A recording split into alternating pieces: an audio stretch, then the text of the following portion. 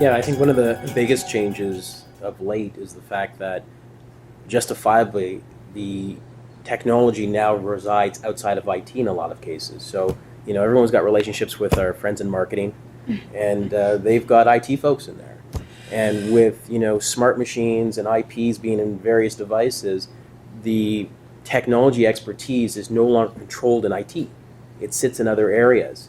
And having to align with them is critical because I wouldn't suggest that those people need to be in IT, but there needs to be some relationship, some partnership, some understanding and alignment as it relates to those dual roles. So that to me is one of the biggest changes, having IT or technologists outside of IT by design based on where digital's going, e-commerce, those type of things.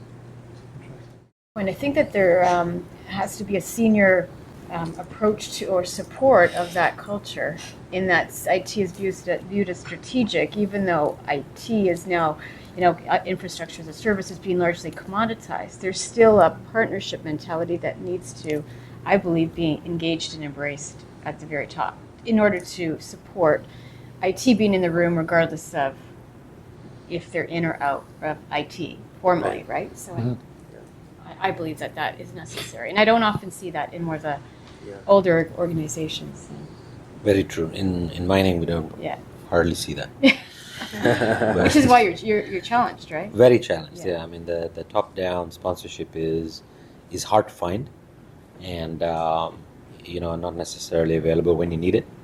So I totally agree with that point. So I agree with you, Maria. So I think I'm probably lucky in that our new CEO has basically said, so we went through this reorg, I guess a year ago, and he basically said anything technology belongs in IT.